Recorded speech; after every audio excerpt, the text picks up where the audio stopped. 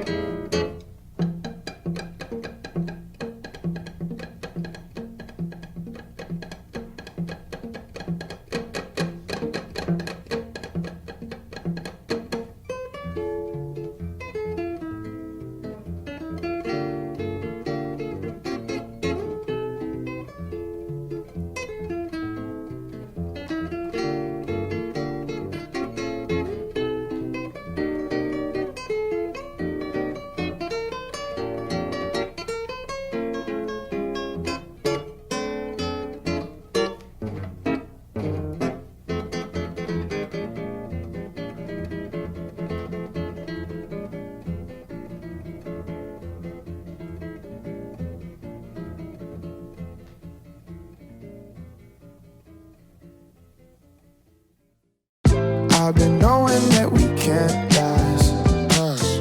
Made it all up just to stay with you. So I hope you liked the video. The pesto turned out great. The only caveat to all of this was that I decided to shoot in my room and I left a huge mess. And my room smelled like pesto and garlic and cheese for the rest of the week. But that is all good, 100% worth it. For my viewers, I would do anything. So yeah, I hope you liked the video. Cheers.